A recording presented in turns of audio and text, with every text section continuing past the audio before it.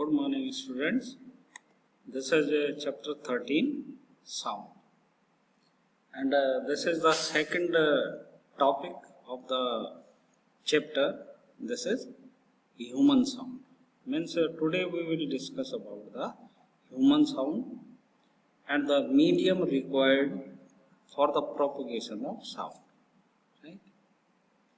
In previous lecture, we have already discussed how sound produced, and sound is produced by the vibrating objects.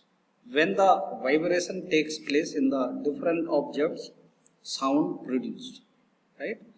So vibration is required for the sound. Now, sound produced by humans. In human sound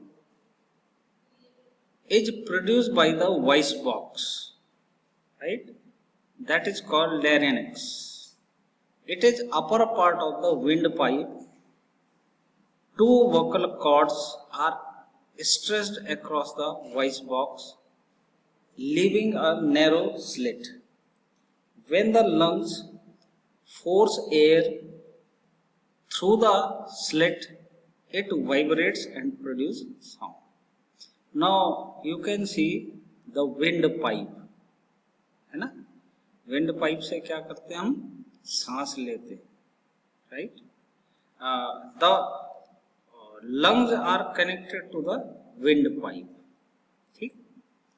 और जो दो vocal cords होती हैं, vocal cords जो होती हैं, वहाँ से जब वॉइस बॉक्स से साउंड निकलती है तो जो नैरो स्लिट है बेटा, वो क्या होता है? वाइब्रेट करने लगता है। क्योंकि वाइब्रेशन से, किसी भी ऑब्जेक्ट के वाइब्रेशन से हमको साउंड मिलती है, तो इसका मतलब यहाँ से भी क्या मिलेगी? साउंड मिलेगी। तो when air coming out, it starts the vibrating the slit. Slit का मतलब होता है the narrow part which is allowing to pass the matter, ठीक है? तो उनमें वाइब्रेशन स्टार्ट हो जाता है, और वाइब्रेशन जब स्टार्ट हो जाता है तो वहां से साउंड प्रोड्यूस होती है। आपने देखा होगा जब हमें जोर से बोलना होता है, यानी बहुत तेज आवाज निकालनी होती, तो हम क्या करते हैं? लंग्स से एयर को फोर्सफुली बाहर निकालते हैं। तो इट क्या करता है? ये जो स्लिट होता है उसमें वाइब्रेशन प्रोड्यूस करता है, and because of that vibration sound is produced, right? Now, sound required medium to propagate. Sound को material medium चाहिए होता है propagate करने के लिए। Propagation का मतलब होता है आगे बढ़ने के लिए, ठीक है? For example, these two children are talking to each other. तो क्या करेगा? एक बच्चा बोलेगा, दूसरा सुनेगा, ठीक? अब अगर हम बीच में से एयर को कट डाउन कर दें, यानी एयर यहाँ से खत्म करके वैक्यूम अगर ले आए, तो एक जो है, एक बच्चा दूसरे बच्चे की साउंड को नहीं सुन पाता।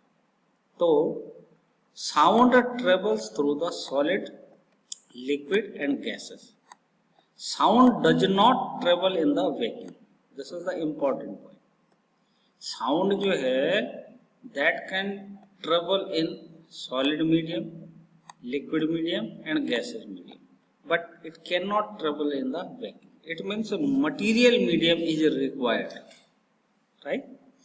अब यहाँ पे एग्जाम्पल दिए हैं, sound travel through the solid thread of a can telephone, ठीक है?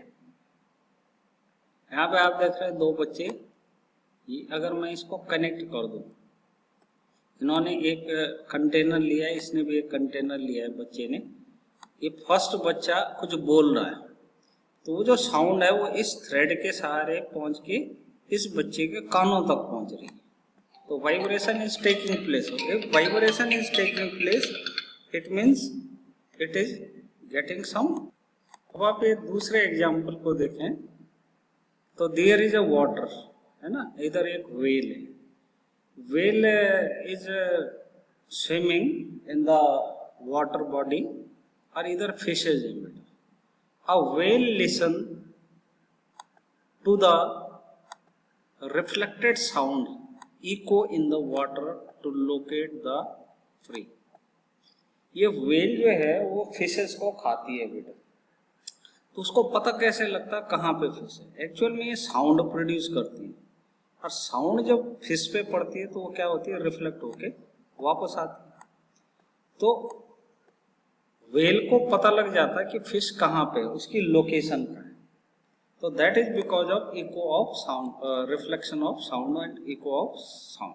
ठीक, इसका मतलब पहली बारी में तो साउंड कहाँ गई थी, सॉलिड्स में।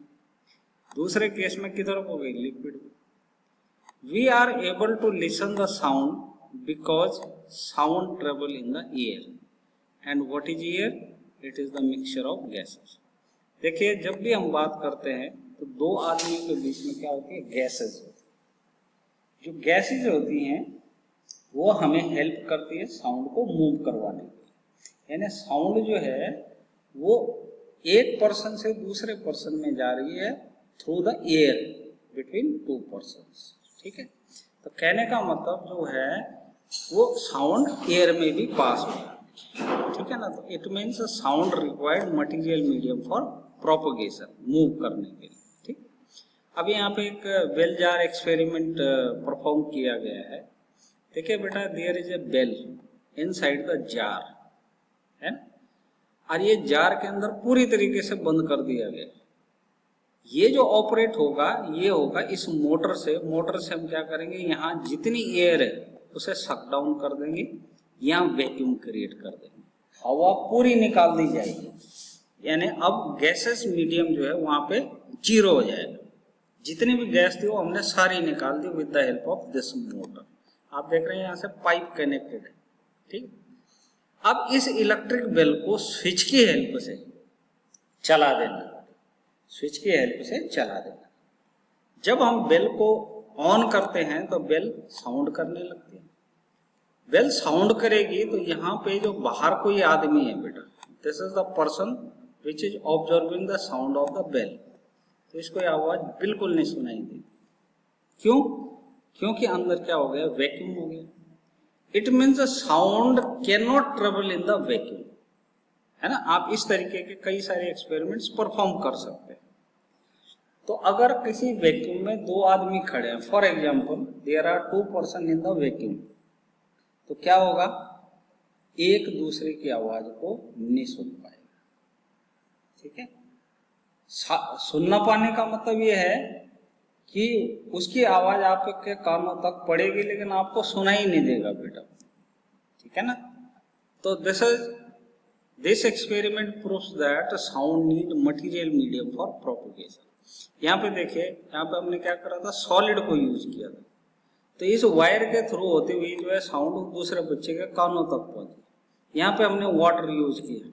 वाटर के अंदर जो है वो वेल की साउंड प्रोपगेट करके फिश तक पड़ी, फिश से फिर वो रिफ्लेक्ट होकर वेल के कानों तक पहुंची, तो लिक्विड में भी ट्रेवल कर गया।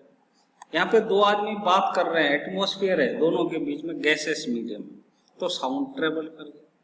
लेकिन इस केस में जो गैस थी उसको बाहर निकाल दिया गया, वैक्यूम क्रिएट कर दिया गया, तो साउंड नहीं सुनाई दी। It proves that sound travels in material medium. ठीक है, तो किसी भी साउंड को प्रोपोगेट करने के लिए मटेरियल मीडियम की जरूरत पड़ती है। ठीक है, आज के लिए इतना ही। Thank you very much.